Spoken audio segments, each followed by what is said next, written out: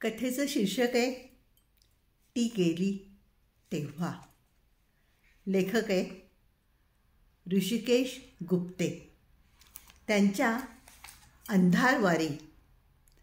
अंधारवारी ह्या कथासंग्रहामध्ये ही कथा आणि खूप सुंदर सुंदर कथा समाविष्ट केलेल्या आहेत. ऐकूया ती गेली तेव्हा.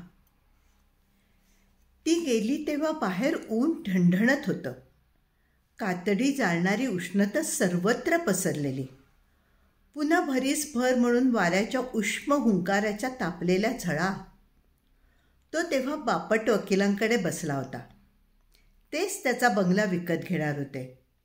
तरी तो तिला सांगत होता जाऊ नको म्हणून. पण तिने नाही ऐकलं. ती गेली आणि गेली ती गेलीच. ते वातावरण जीवाची काहिली करणारं असलं तरी त्या वातावरणात अशुभ अमंगल असं काहीही नव्हतं. दुपारचे 12 वाजलेले. बाहेर नजर टाकली तर ढणढणणाऱ्या उन्हाचा भगभगीत प्रकाश थेट डोळ्यात रुतवायलाच येणार. अशा अतिप्रकाशमान वातावरणात मनाला अशुभाची चाहूल तरी कशी काय लागणार? त्यालाही नाही लागली. तरी तो तिला म्हणतच राहिला, नको ना जाऊस उगाचच. पण तरी ती गेलीच. तिला म्हणे घर शेवटचं पाहायचं होतं. घर विकायचा निर्णय सर्वस्वी त्याचा होता. तिचा त्याला विरोध नसला तरी. तसं पाहता तिचा त्याच्या कोणत्या गोष्टीला विरोध होता? तिला सारखं वाटायचं की मूल दत्तक घ्यावं. त्याने नाही म्हटलं. तिने त्याचा तो नकारही मुकाट्याने पचवला. घर विकून शहरात जायचं असं त्याने सर्वप्रथम म्हटलं. तेव्हा तिने आ वासला होता. जसा त्याचा निर्णय पक्का होत गेला तशी तिच्यातली एक सोशिक वीट ढासळत गेली. ती हळूहळू खचत गेली. आणि हे त्याला दिसत का नव्हतं? त्याला हे दिसत होतं, कळत होतं. तरीही त्याने गाव सोडण्याचा निर्णय घेतला. त्याचं हे घर काही वडिलोपार्जित नव्हतं. त्याने त्याच्या कष्टाने ते बांधलेलं. शिवाय गावही काही त्याचं जन्मगाव नव्हतं. वाऱ्यावर उडत आलेल्या एखाद्या पानासारखा तो या गावात आला. व्यवसायात स्थिरावला. घर बांधलं आणि आता पुन्हा एकदा नव्या वाऱ्याच्या ताज्या झुळका खुणवायला लागल्यावर हे गाव सोडून तो निघाला. पण हे कारण तरी खरं होतं का? तेव्हा तो सबबी शोधत होता.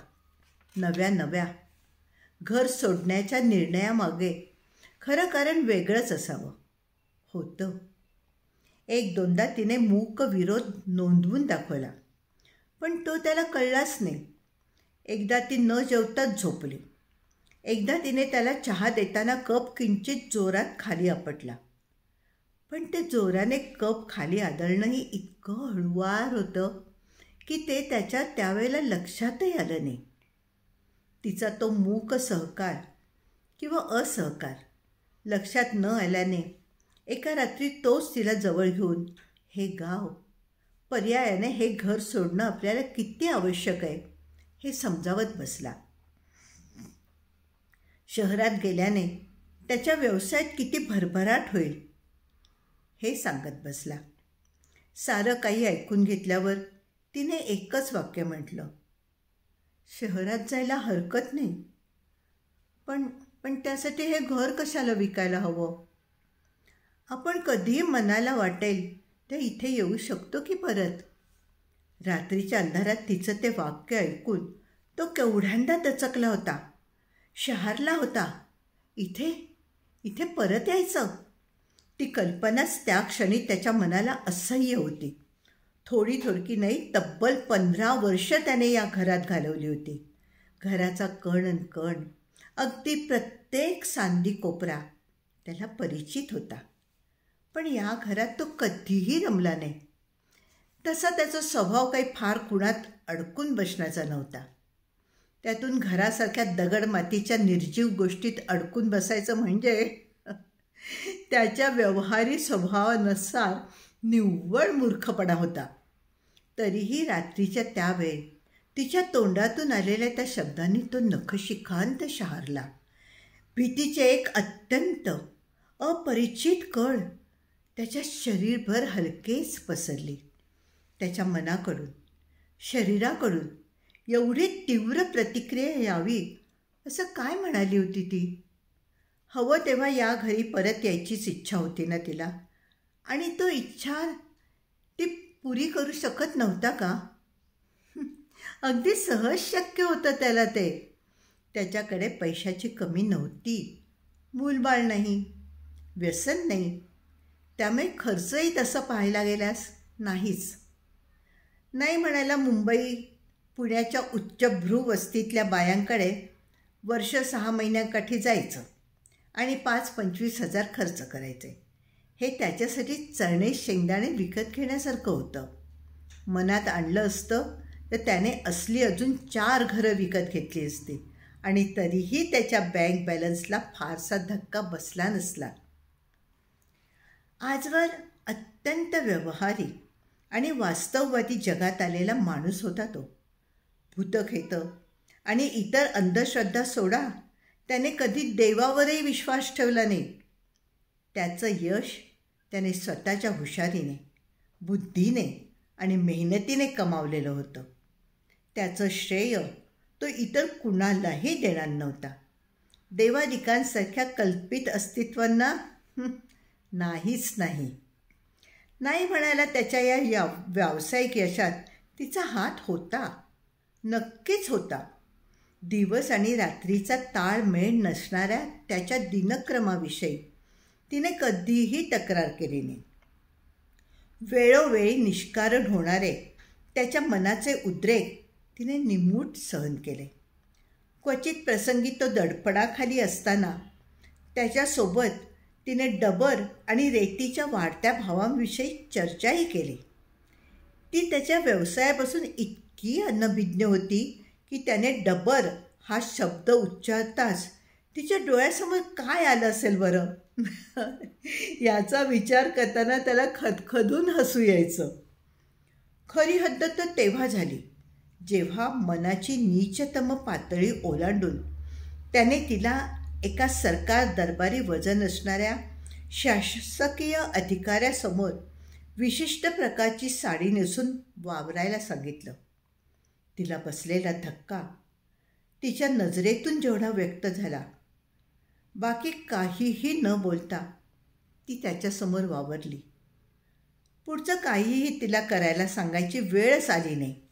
हा बहुधा त्या अधिकाऱ्याचा चांगुलपणा होता किंवा तिच्या जाज्वल्य सात्विकतेचा विजय होता. त्याच्या त्या नीच अधमकृत्याचा जबाब तिने त्याला पुढच्या आयुष्यात कधीही विचारला नाही. ती त्याच्यावर अव्याहतपणे कोणतीही अपेक्षा न बाळगता निस्सीम प्रेम करत राहिली. त्याचं घर तेवढं विकायचा निर्णय घ्यायला नको होता. एरवी त्यानं तो निर्णय घेतलाही नसता.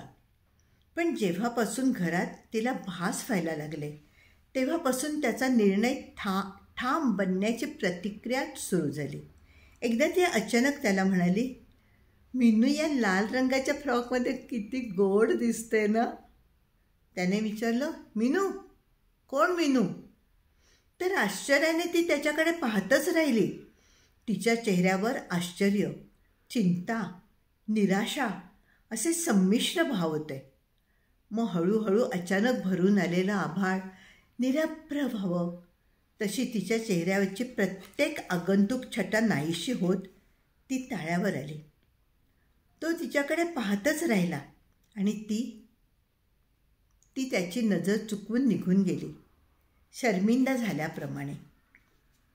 त्यानंतर असं बऱ्याचदा घडलं. त्याने कधी घाईघाईने तिच्याकडे काही मागितलं तर ती म्हणायची, थांब ना, मीनूला आंघोळ घालते ना मी, किंवा अरे राजूचा डबा भरते.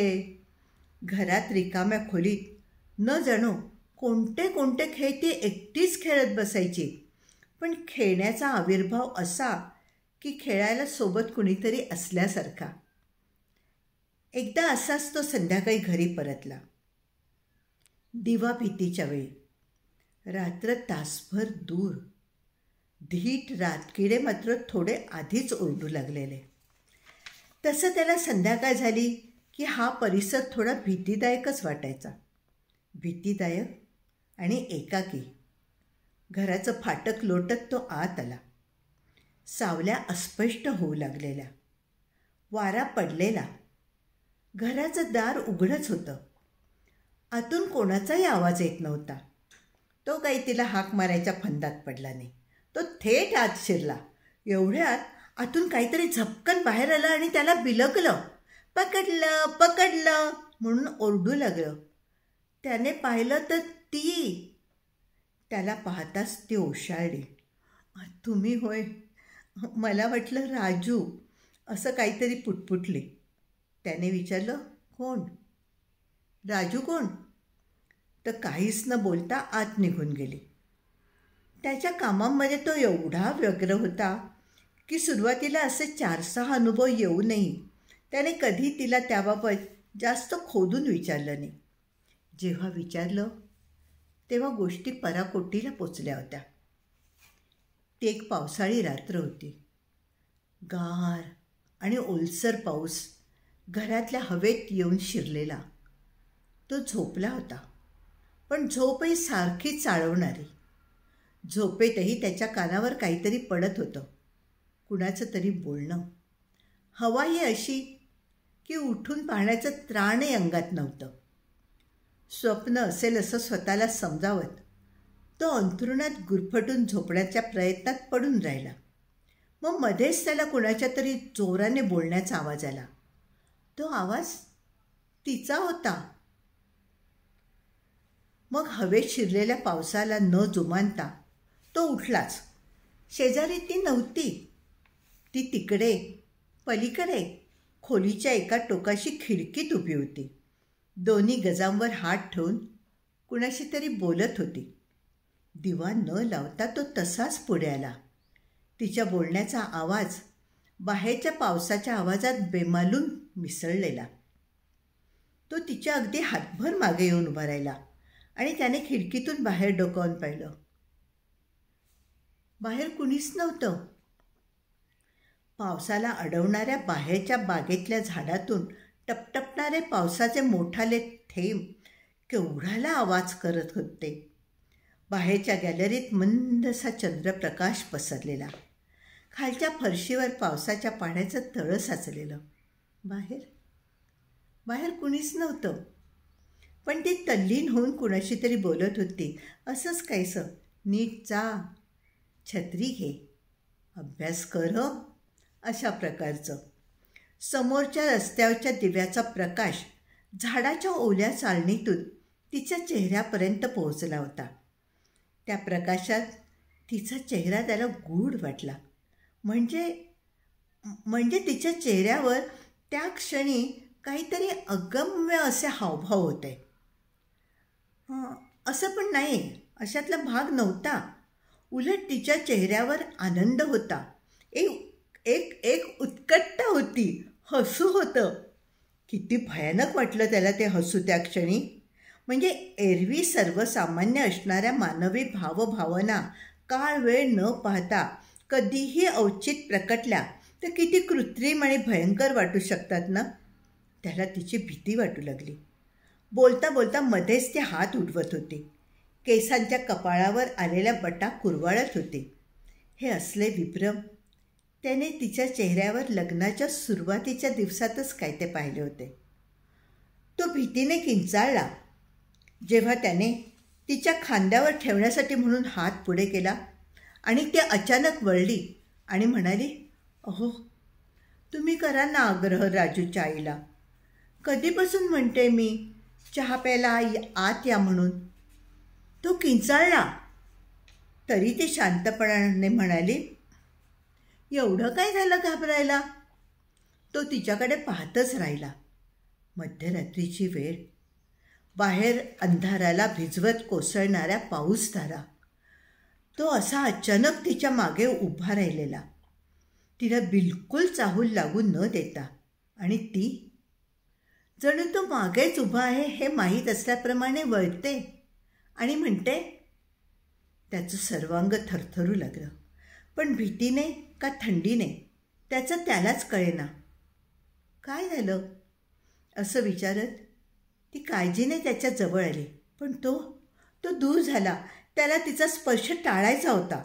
तो काहीही न बोलता तिच्यापासून दूर होत अंथरुणावर जाऊन पडला, तर ती त्याच्याकडे कोड्यात पडल्यावर पाहतच राहिली. रात्रभर त्याला झोप अशी लागलीच नाही. मध्येच केव्हा तरी ती येऊन शेजारी लवणली. भीतीने तो आक्रसला. रात्री कधीतरी तिने तिचा उष्ण हात त्याच्या शरीरावरून फिरवला, तर एरवी तापणारी त्याची गात्र त्या स्पर्शाने अक्षरशः गलित होऊन गेली. सकाळी तो उठला तेव्हा नुकतीच आंघोळ करून न्हाणीघराच्या बाहेर आलेली ती अळवाच्या पानावरच्या दवासारखी टप्पोरी आणि टवटवीत दिसत होती. सकाळचा चहा पितानाच त्याने तिच्याकडे स्पष्ट विषय काढला. हे राजू आणि मीनू कोण? ती त्याच्याकडे आश्चर्याने पाहतच राहिली. नंतर पटकन त्याच्या समोरून उठत म्हणाली, आहेत माझे मित्र. पण त्याने तिला उठू दिलं नाही. तिचा हात धरत खाली बसवत विचारलं, आणि कोण आहे ते? कुठे राहतात? इथेच, आपल्याच घरात, ती शांतपणे म्हणाली. त्याच्या अंगावर सर्रकन काटा आला. तो यावर काही बोलण्यात तेवढ्यात ती म्हणाली, तुम्ही एवढे हुशार. जरी विटा मातीचा व्यवसाय असला तरी तुमचं वाचन, व्यासंग, दांडगा, काय वाटतं तुम्हाला याविषयी? तो काहीच न कळल्यामुळे तिच्याकडे भांबावल्यासारखा पाहतच राहिला. तिने एक सुस्कारा सोडला. म्हणाली, मला वाटलं तुम्हाला कळेल माझी व्यथा. आज 20 वर्ष झाली आपल्या लग्नाला. मूल होणार नाही ही वस्तुस्थिती आपण स्वीकारली. तुमच्या हट्टामुळे तर मी दत्तक मुलाची आशाही सोडून दिली. हे एवढं मोठं घर, या घरात राहिली अजून 2 माणसं, तर काय फरक पडणार आहे? त्याने आवंढा गिळला. आता तुम्हाला वाटेल हे माझे भ्रम आहेत, भास आहेत. मी स्किझोफ्रेनिक आहे. हो ना? त्याच्या तोंडून शब्दच फुटेना. मलाही आधी तसंच वाटायचं, पण नाही आहे ते तसं. आणि जे खरं आहे ते तसंही तुम्हाला समजणार नाही आहे. एवढं बोलून ती उठून गेली. त्याच्या प्रत्युत्तराची त्याला काय वाटतंय हे जाणून घ्यायची वाट न बघता तो बराच वेळ तिथेच तसाच बसून राहिला. तिचं बोलणं तेवढं त्याच्या मनात घुमत राहिलं. तिचं शांत पण ठाम बोलणं. त्या दिवशी तो घरीच थांबला. कामवाली बाई घरकाम आटपून जायला निघाली तेव्हा त्याने तिला घराबाहेरच्या पिंपळाखाली अडवलं आणि थेट विचारलं, तू हिला ह्या घराविषयी काही सांगितलं आहेस?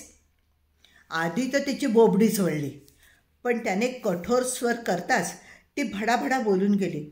हा बंगला बांधण्या इथे एक जुना वाडा होता. एके दिवशी अचानक ते कुटुंबच नाहीसं झालं. तिथे राजू, मीनू ही छोटी मुलं आणि त्यांची आई राहायची. अगदी अचानक ते गेले. शोध घेऊनही सापडले नाहीत. पुढे त्यांच्या नातलगांनी ही जागा विकली. त्यावरच हा बंगला नंतर बांधला गेला म्हणे. त्याने या अशा कहाण्या तरुणपणी भयकथांमधून बऱ्याचदा वाचल्या होत्या. पण कामवालीच्या तोंडून हे ऐकल्यावर तिची नेमकी काय प्रतिक्रिया झाली हे त्यालाही नीटसं कळलं नाही. क्षणभर त्याला भीतीही वाटली, पण नंतर तो कोड्यात पडला. आता 20 वर्ष एकत्र काढल्यानंतर त्याचं तिच्यावर प्रेम जडलं होतं. नाही असं नाही, पण नीट विचार केल्यावर त्याला प्रश्न पडला, खरंच काय हे प्रेम? म्हणजे त्यांचा काही प्रेमविवाह नव्हता, त्याच्या तिच्या आवडीही भिन्न. शिवाय ती पती परमेश्वर वगैरे मानणाऱ्या कुटुंबातून आलेली. त्यांना मूलबाळ झालं असतं तर त्यांच्यातील प्रेमाचा रज्जू थोडा अधिक घट्टही झाला असता. पण निसर्गाने ते होऊ नये अशी तजवीजच केली. क्षणिक पेटणाऱ्या शरीराच्या आगीसाठी ती होतीच, आणि कधी शरीरात वणवास पेटला तर त्याला इतर मार्गांचंही वावडं नव्हतं. तिला जर का भास होत असतील आणि त्यातच जर का तिला समाधान मानायचं असेल, म्हणजे थोडक्यात सांगायचं म्हणजे तिला जर का वेडच लागलं असेल तर त्याला फार मोठा धक्का वगैरे बसला नाही. तिचं शरीर जोवर कोमेजत नव्हतं ना तोवर त्याला ती हवीच होती. आणि तो काही पशु नव्हता. एवढ्या वर्षांच्या सहवासानंतर त्याच्या मनात तिच्यासाठी एक कोपरा राखीव होताच. पण घराला मात्र तो माफ करू शकला नाही. तो तसा बांधकाम व्यवसायातला. माती, दगड, विटा यात त्याचा जीव कायम गुंतलेला. घरावर त्याचं अमाप प्रेम होतं. पण इथे पूर्वी कोणीतरी राहायचं हे मात्र तो सहन करू शकला नाही.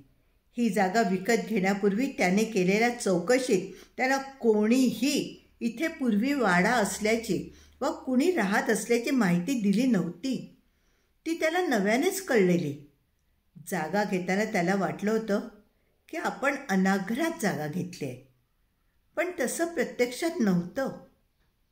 मग त्याचा या जागेतला जीवच उडाला आणि मग त्याने घर विकण्याचा निर्णय घेतला. घर विकण्याच्या निर्णयाने ती हादरली. फक्त त्याला ते जाणवण्या इतपत प्रतिक्रिया देण्याची शक्ती तिच्या स्वभावातच नव्हती. त्यामुळे त्याला ते समजलं नाही एवढंच. शेवटी त्याने बापट वकिलांना बंगला विकला. बंगल्यातलं सारं सामान भरून ट्रक बापट वकिलांच्या घरासमोर थांबलेला. शेवटचा व्यवहार तेवढा बाकी होता आणि तेवढ्यात ती म्हणाली, मी एकदा घर पाहून येते. तो नको नको म्हणत राहिला, पण ती गेली. आणि गेली ती गेलीच.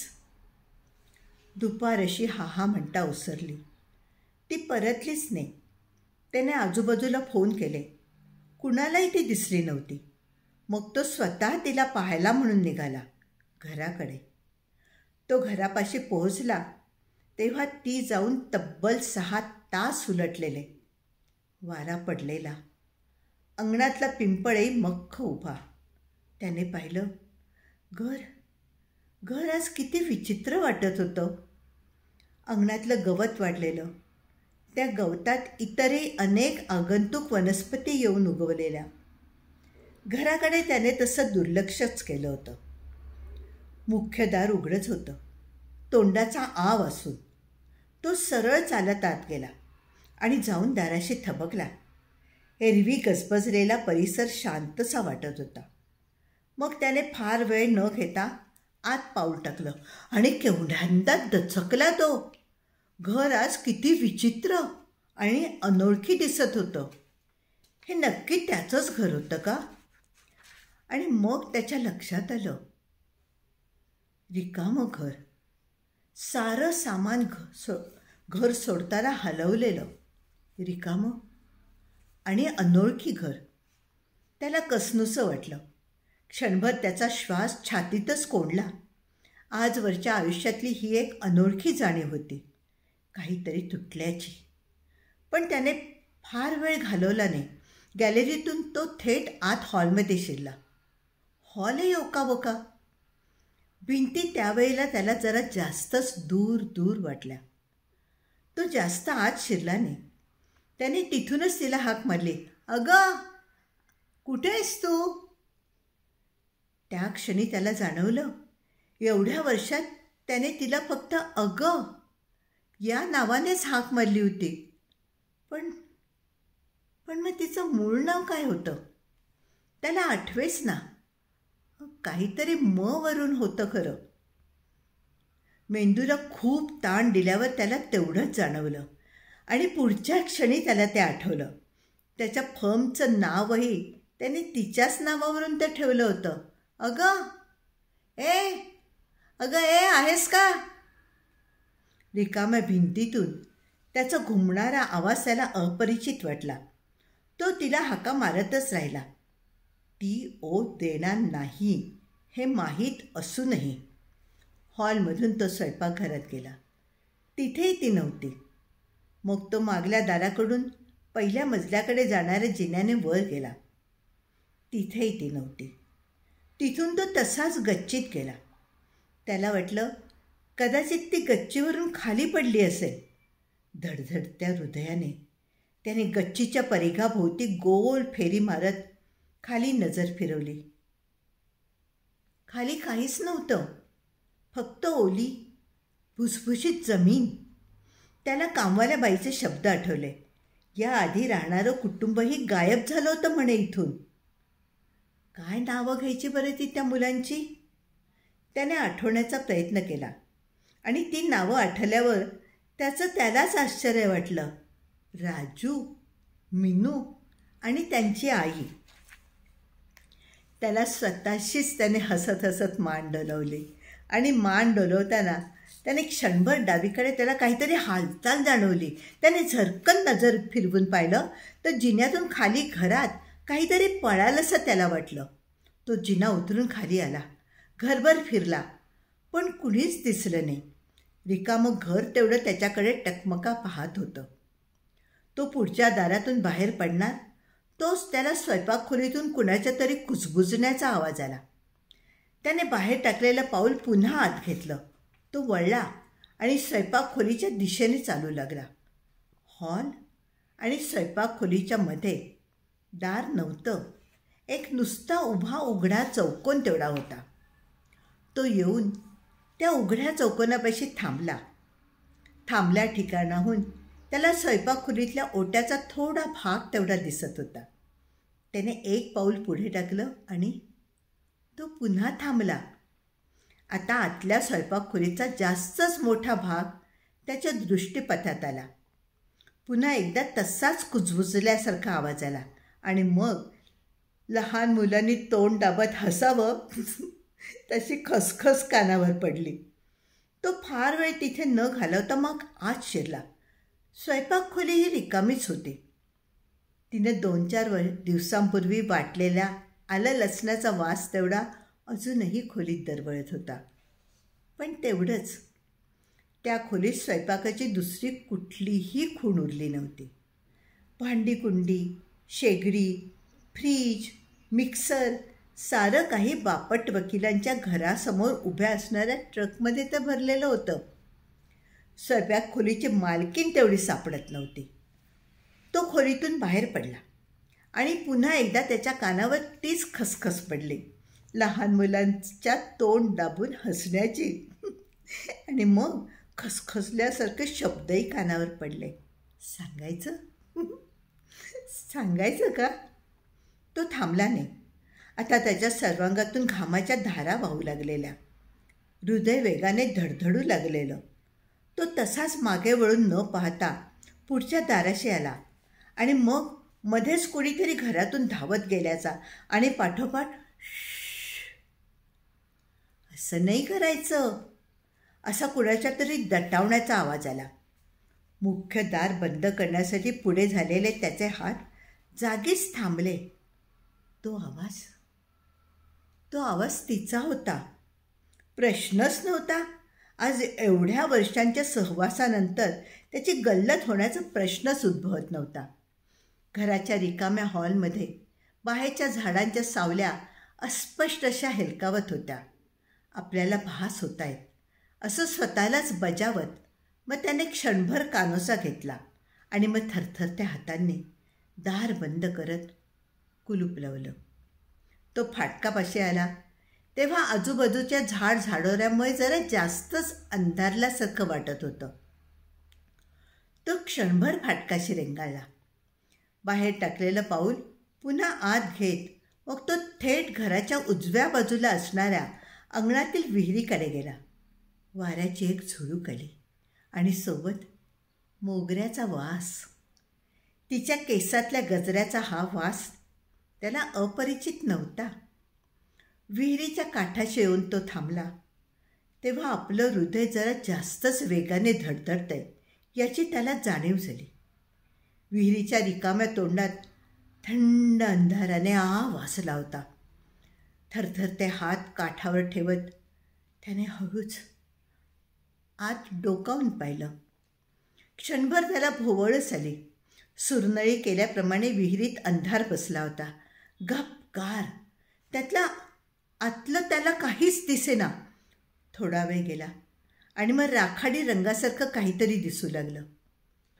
आणखीन थोडा वेळ गेला. त्या धुरकट राखाडी रंगांच्या कडांना आकार येऊ लागला. मग पाण्याची ती लकलकणारी गोलसर भरीव बांगडी डोळ्यांना दिसू लागली आणि त्या बांगडीच्या बरोबर मध्ये तरंगणारी तिची पांढरी साडीही. अंगातली सारी शक्ती नाहीशी करणारा मोठाला गोळा त्याच्या पोटात आल्यावर त्याने जोरजोरात श्वास घेत विहिरीत डोकावलेलं त्याचं शरीर बाहेर काढलं. झाडांच्या फांद्यातून त्याची नजर गेली ती थेट पश्चिमेला कळलेल्या सूर्याच्या तांबूस गोळ्याकडे. दिपलेले डोळे त्याने गपकन मिटले आणि तो तिथे तसाच विहिरीच्या काठाशी निस्तब्ध निष्क्रिय उभा राहिला. कुणाला तरी मदतीसाठी बोलवावं म्हणून त्याने तोंड उघडलं तर तोंडून शब्दच फुटेना. भास भास पुन्हा एकदा भास असं वाटून तो पुन्हा आत डोकावला. पुन्हा एकदा तसंच भोवळ आणणारा अंधार, मग राखाडी पडदा, मग विहिरीची काळी बांगडी आणि त्या बांगडीत तिची पांढरी साडी. पण यावेळेला त्याने नजर बाहेर काढली नाही. अजून काही वेळ तसाच गेला. आता साडीसोबत अंधुकशी तीही दिसू लागली, विहिरीत तरंगणारी. थोडा वेळ गेला. चित्र अजून स्पष्ट दिसू लागलं. शवासनात निश्चित पडून राहावं तशी ती अंधाराच्या त्या काळ्या वर्तुळात निश्चेष्ट पडून होती. मोठमोठ्याने श्वास घेत कडकडणाऱ्या दातांना थोपवत मग तो तसाच भेलकांडत फाटका बाहेर आला. पुढे काय घडलं ते त्याने नीटसं कधी आठवलंच नाही. घरावर तिचा फार जीव होता. तिच्याशी फारसा संबंध नसणारी बहीण म्हणाली. मग त्याने तिचे सर्व अंत्यसंस्कार अंत्यविधी घरातच करायचं ठरवलं. आणि मुळात त्यालाही तसंच वाटलं. तो वैकुंठधामातून परत येईपर्यंत बापट वकिलांनी ट्रकमधलं सामान जसंच्या तसं पुन्हा घरात लावून ठेवलेलं. सुरुवातीचे 2-4 दिवस घरात राबता होता. कुणी ना कुणी भेटायला येत होतं. एरवी फारसा संबंध नसणारी बहीणही 4 दिवस राहिली. 4 दिवसानंतर घर थोडं रिकामं वाटू लागलं. 13 दिवस पार पडले की ठरल्याप्रमाणे घर विकून निघून जायचं या निर्णयावर तो ठाम होता. ती गेल्यानंतर त्याला दुःख वगैरे झालं की नाही हे त्याला स्वतःलाही सांगता आलं नसतं. मनुष्य स्वभावानुसार त्याला थोडं एकटं वाटलं, पण त्याने तेवढं सावरून घेतलं. 4-6 दिवसानंतर जेव्हा सांत्वनाचा ओघ ओसरला तेव्हा त्याला तिची उणीव जाणवू लागली. एकदा संध्याकाळी सूर्य पश्चिमेला कललेला असताना जेव्हा तो चहाची तलप घेऊन एकदम ओरडला, "अगं, चहा दे ना," आणि लगेचच त्याला तिचं नसणं जाणवलं तेव्हा त्याच्या छातीत कोंडून आलं. आतून दाटून येणारे उष्म उमाळे जे त्याच्यासाठी आजवर पूर्ण अपरिचित होते ते थांबवताना त्याचा घसा दुखू लागला. घरभर तिच्या पसरलेल्या खुणा सामान हलवताना नष्ट झाल्या होत्या हे जाणून तो अधिकच खचला. ती गेल्यानंतर 8व्या-9व्या दिवशी जेव्हा असह्य होऊन तो बाहेरच्या मोगऱ्याच्या वेलीशी जाऊन उभा राहिला आणि नंतर जेव्हा तो भानावर आला तेव्हा स्वतःचीच लाज वाटून हतबल झाला. मग त्याने स्वतःलाच प्रश्न विचारला, बायकोची आठवण असह्य होऊन तिच्या आठवणीत धुंडाळत बसण्यामध्ये लाज कसली आली आहे? त्याच्या मनाकडून त्याला काहीही उत्तर मिळालं नाही. 10व्या दिवशी पुन्हा सांत्वनाचा ओघ आला. 13व्या दिवशी तर घरातून मोठ्या उत्साहाने माणसं राबत होती, वाढत होती, जेवत होती. पण 13वं झालं आणि तो त्या संपूर्ण विश्वात, घरात एकटाच उरला. तिचा विरह, तिचं नसणं त्याच्यासाठी एवढं असह्य होतं की तो सामान्य संसारी माणूस असता तर त्याने नक्कीच भिंतीशी गप्पा मारल्या असत्या. तिच्याविषयी, तिच्या सवयींविषयी, तिच्या आवडीनिवडी आणि हरेक गोष्टींविषयी. पण त्याला त्या ठाऊक तरी होत्या का? म्हणजे तिच्या आवडीनिवडी, सवयी, लकबी. स्वतःच विचारलेल्या त्या प्रश्नाने तो दचकला. आजवर त्याने तिचा व्यक्तिशः स्वतंत्रपणे असा विचारच केला नव्हता. ती फक्त होती, कायम सोबत असणाऱ्या सावलीसारखी, पण न जाणवणारी. त्या रात्री त्याचा श्वास जड झाला. आवंडे गिळून घसा दुखू लागला. बिछाण्यात पडून आढ्याकडे बघताना मनात तिचाच विचार होता. रात्री कधीतरी डोळा लागला आणि मध्येच कधीतरी उघडला. वातावरणातला कमी झालेला उष्मा त्याला लगेच जाणवला. गार वाऱ्याच्या झुळका बाहेरून आत येत होत्या.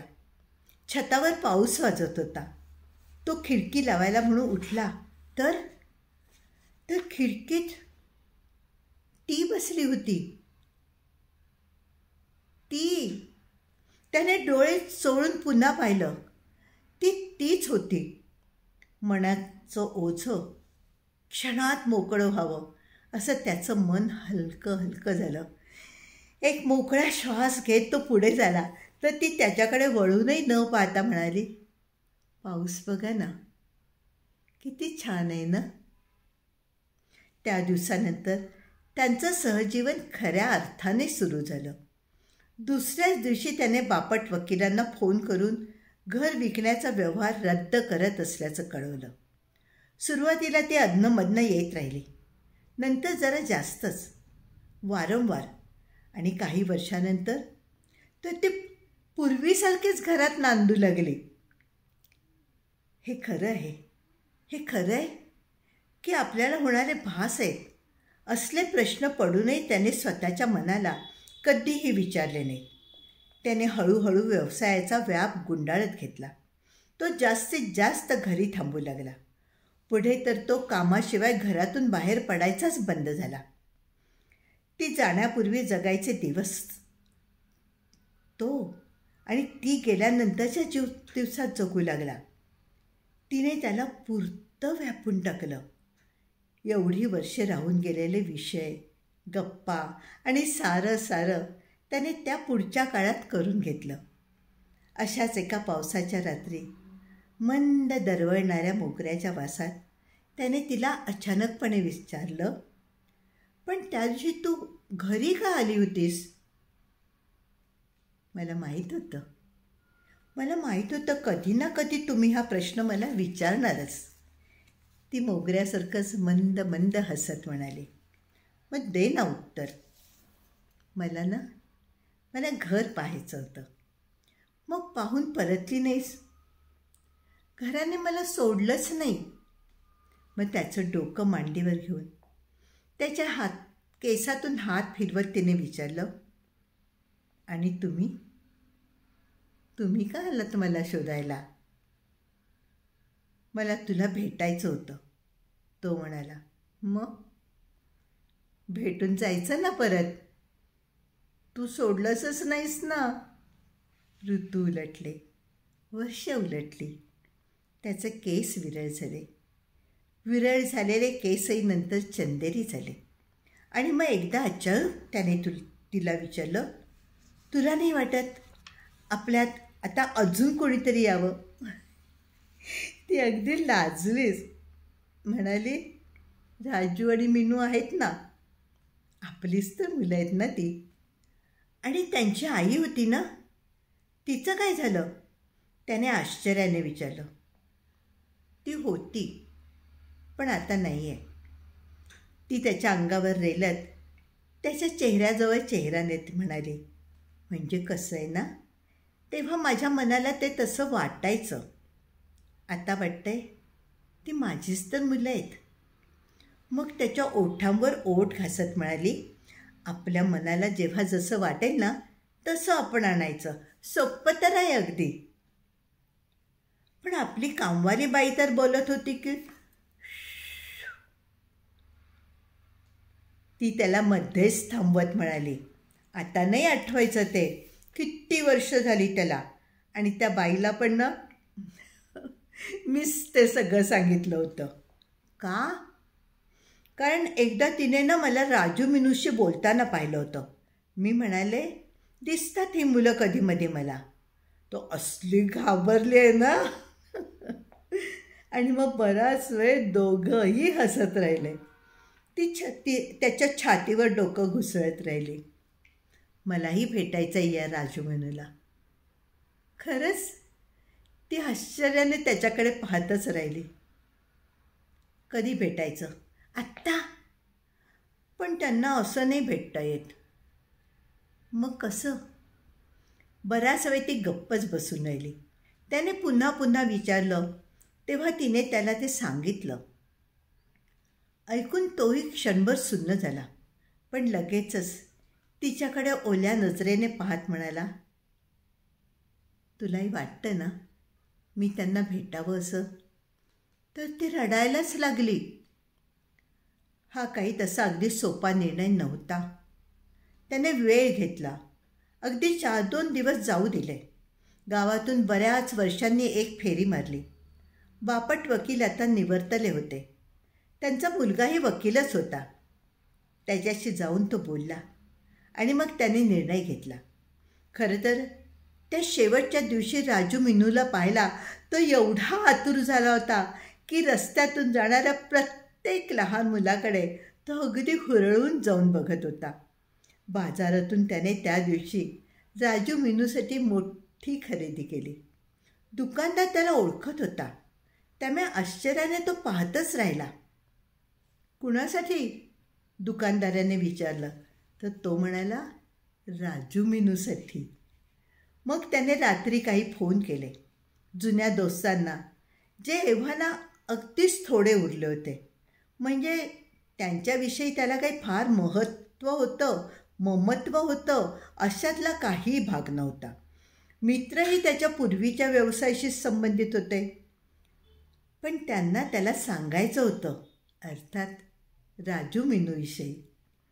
रात्री त्याने सारं घर आवरायला घेतलं, एकदा न्याहाळलं आणि मग तिला विचारलं, आता? मग तिने त्याला प्रेमाने मिठीतच घेतलं.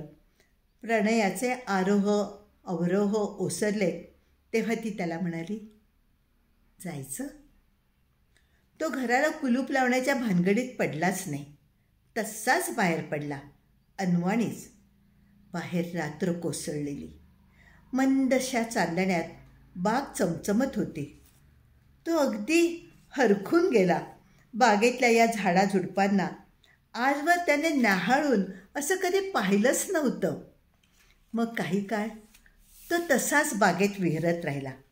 वाऱ्यावर उडालेलं पान सारखं इथून तिथे उडत राहतं ना, अगदी तसंच. तो विहिरीच्या काठाला टेकून त्याकडे कौतुकाने पाहत होता. ती पण त्याच्याकडे कौतुकाने पाहत राहिली. किती छान वाटते ना बागेत, तो नंतर तिला म्हणाला. ती नुसतीच हसली. विहिरीच्या काठाशी येऊन दोघे उभे राहिले तेव्हा तो राजू मीनूला भेटायला अगदी व्याकुळ झाला होता. पितृत्वाचे कण त्याच्या आतून उफाळून येत होते. काय बाई, एका माणसाचा जीव जातोय अगदी मुलांच्या आठवणींनी. ती पदर ओठावर ठेवून हसू दाबून म्हणाली, चला आता फार वेळ नको घालवायला. असं म्हणत तिने आत विहिरीत उडी घेतली. पाणी वगैरे उडाल्याचा आवाज आलाच नाही. तो आत डोकावला. ती आत तरंगत होती. विहिरीची काळी पांगडी आणि त्यात ती अगदी बऱ्याच वर्षांपूर्वी घर सोडताना त्याला दिसली होती ना, तशीच. साडी ही तीच, पांढरी. पण यावेळेला तिच्या ओठांवर एक हसू होतं आणि ती त्याला बोलवत होती. त्याला अजूनही काही हाका ऐकू आल्या. बाबा, बाबा, बाबा असं कुणीतरी म्हणत होतं का? त्याला आतून उन्मळून आलं. मग त्याने फार वेळ न घालवता आत उडी घेतली. तो गेला तेव्हा बाहेर उजळलं होतं.